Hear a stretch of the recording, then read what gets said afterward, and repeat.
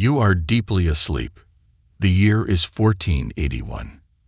Suddenly, the peace of your home is shattered. The heavy wooden door shudders violently against its frame. It is not a polite request for entry. It is a demand. Before your mind can fully wake, shadows spill into the room. Figures in dark robes surround your bed. There is no warrant read to you. There is no crime stated. You frantically ask who has accused you, or who sent them. But the only answer is the crushing grip of a rough hand on your shoulder. You are hauled from the safety and warmth of your sheets into the biting chill of the night air. The cobblestones are freezing against your bare feet. Behind you, the terrified cries of your family are cut short as the door slams shut, sealing your old life away. You are moving into the dark. You think the torture begins with the rack, or the iron instruments. You are wrong. The true horror begins right now, in the silence, long before you ever see the face of a judge. Hollywood has conditioned us to view the Inquisition through a lens of instant gratification. In the movies, the timeline is compressed. The arrest is immediately followed by the torture chamber, which leads directly to the stake. It is portrayed as a frenzy of violence. This is a lie. The reality was far more insidious. The Inquisition was, above all, a bureaucracy. It was a machine of parchment, ink, and endless waiting. The process was not designed to be quick. It was designed to be agonizingly slow. The terror lay not in immediate physical assault, but in the crushing weight of uncertainty. You were not thrown into a common dungeon to rot with other criminals. You were placed in the Cárceles Secretas, the secret prisons. These facilities were engineered for total social isolation and sensory deprivation. The walls were thick. The silence was absolute. Contact with the outside world was severed completely. The Inquisitors did not want to destroy your body, at least, not yet. Their stated goal was the salvation of your soul. To achieve this, they needed a confession. They didn't just want to break your bones. They needed to dismantle your will. They understood a terrifying truth. A mind left in silence, unsure of the time, the date, or the accuser, will eventually turn on itself. To understand the machinery of the Inquisition, we must look at the architects who built it. Spain, as we know it, did not exist. It was a fragmented collection of kingdoms until Ferdinand of Aragon and Isabella of Castile joined forces. To forge a unified nation, they needed a unified enemy. They found it within their own borders. The targets were the conversos, Jewish families who had converted to Christianity, and later the Moriscos. Many of these new Christians had risen to prominence in finance, government, and trade. This success bred a deep, cancerous resentment among the old Christians, who viewed their wealth with suspicion and their bloodlines with contempt. The crown saw an opportunity to weaponize this jealousy. But there was a darker, more pragmatic engine driving this persecution: greed. The Inquisition was a self-sustaining enterprise. The moment a suspect was arrested, their assets were sequestered by the crown and the church. Your home, your business, and your inheritance were seized to pay for your own imprisonment. The system was designed to be profitable. To keep the prisons full, the Inquisitors deployed the Edict of Grace. This was a 30-day period where citizens were absolved of sin if they confessed, and crucially, if they denounced others. It turned every neighbor into a spy. The criteria for heresy were absurdly broad and domestic. If a family put on clean linen on a Saturday, they were Judaizing. If they cooked with olive oil instead of pork lard, they were suspect. The Inquisition didn't just hunt heretics. It criminalized culture and incentivized betrayal. The brilliance of the Inquisition lay not in its instruments, but in its psychological engineering. It was a bureaucracy of terror, governed by a cold, administrative cruelty. The central mechanism of this system was the guessing game. Upon entering the audience chamber, you would not be read a list of charges. Instead, the Inquisitor, seated behind a high desk, would ask a single devastating question. Do you know why you are here? This simple query shifted the entire burden onto the accused. You were forced to scour your own memory, confessing to every minor infraction or secret sin, hoping to hit upon the one that had triggered your arrest. But if you confessed to the wrong sin, it was useless. It was not the crime they were looking for. You had to guess the specific accusation held in their secret files. To accelerate this mental collapse, the Inquisitors employed arted, calculated tricks. The most effective was the planted spy. After weeks of isolation, a new prisoner might be thrown into your cell. They would offer comfort, share food, and curse the Inquisitors. Desperate for human connection, you would lower your guard and whisper your secrets. But the friend was an agent, and every word was transcribed for the tribunal. Above all, the system used time as a weapon. There was no right to a speedy trial. Prisoners were often left for months, sometimes years, in total darkness. In the Cárceles Secretas, time lost its meaning. The silence was designed to make you desperate for any interaction.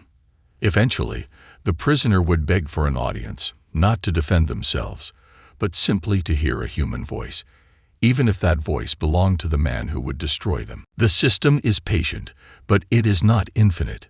Before the final descent, you are given 3 warnings, the monitions. The first is a gentle exhortation to confess.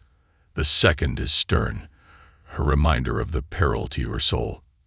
The third is a final ultimatum. When you refuse, or when you fail to guess the correct sin, the time for words ends. You are led down into the depths of the building. The air grows heavier, damper. You enter the chamber of the question. It is not a chaotic dungeon. It is an organized workspace. Instruments are laid out with surgical precision. But the most terrifying figure in the room is not the executioner. It is the scribe. He sits at a small desk, dipping his quill, ready to record every gasp, every scream, and every word. This is not a brawl. It is a legal proceeding. They do not need to cut you to break you. They prefer the toca, the water torture. It is clean. It leaves no permanent marks on the body, but it devastates the mind. A linen strip is placed over the mouth and nose. Water is poured, slowly, onto the cloth. The fabric clings to the face, creating a vacuum. The body's primal reflexes take over immediately. You are not holding your breath. You are experiencing the biological reality of drowning while lying on dry land. The panic is absolute. The world narrows down to a single desperate need for air that does not come. The scribe writes it all down. The transcripts that survive today are chilling not because of the physical violence, but because of the desperation they record. We read the words of broken men and women screaming into the void. Tell me what you want me to say. Only tell me, and I will say it. In this moment, the truth becomes irrelevant. The Inquisition does not extract the truth. It manufactures compliance. You will admit to anything to stop the panic. You will name your mother, your child, your neighbor.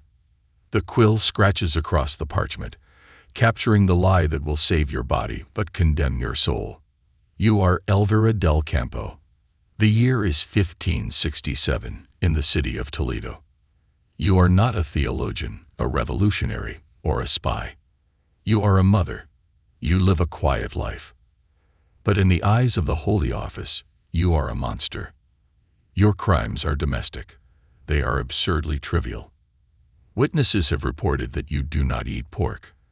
They claim you were seen wearing a clean dress on a Saturday. In the paranoia of the Inquisition, these are not personal preferences. They are acts of heresy. You enter the chamber confused and fragile. You expect reason. You expect that if you explain your diet or your laundry habits, these learned men will understand. You are wrong. When the session begins, your reality fractures. The linen cloth tightens. The water pours.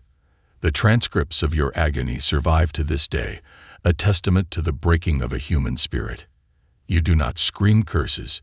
You beg for guidance. Senghors, you gasp between suffocating breaths. Why will you not tell me what I have to say? I will say whatever you wish. You invoke God, you invoke the saints, but the procedure continues. Your mind shatters under the impossible pressure of needing to confess to a crime you do not understand. Desperate to stop the sensation of dying, you invent sins. You lie. You tell them you hated the church. You tell them you practiced secret rites. You give them everything they want, believing that the truth of your submission will set you free. But it does not. Your false confession does not buy your liberty. It only validates their cruelty. You have become exactly what they needed you to be, a statistic that proves their work is necessary. If you survive the chamber, you are not simply released. You are repurposed. The final stage of the Inquisition is not always execution.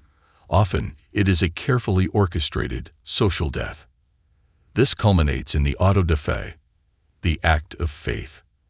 This is not merely a sentencing. It is a grand theatrical procession designed to terrify the public. You are paraded through the streets, broken and limping, displayed as a trophy of the church's victory. If you are spared the flames, you are condemned to wear the Sanbenito. This is a coarse yellow tunic, emblazoned with a red X or scenes of demons. It is not a temporary uniform. For many, it is a garment that must be worn in public for the rest of their lives. You become a walking warning, a marked soul in a superstitious land. But the punishment goes deeper than clothing. You face civil death. Your property remains confiscated, leaving you destitute. The stain of your arrest bleeds into your bloodline. Your children, and your children's children, are barred from holding public office or marrying into respectable families. You have survived, but you have destroyed the future of everyone you love. The ultimate legacy of the Inquisition was not the bodies it buried, but the silence it engendered. To survive, families stopped talking. Neighbors stopped trusting. A hush fell over the dining tables of Spain, a generational trauma where the only safety lay in absolute, suffocating silence. We are told that the Spanish Inquisition officially ended in the 19th century. We are told that the tribunals were disbanded and the secret prisons were opened.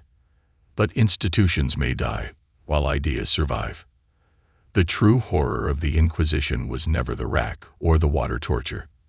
It was the discovery of a terrifying psychological truth that with enough fear, enough isolation, and enough pressure, a human being can be unmade. The Inquisitors proved that you do not need to be guilty to be punished. You only need to be accused.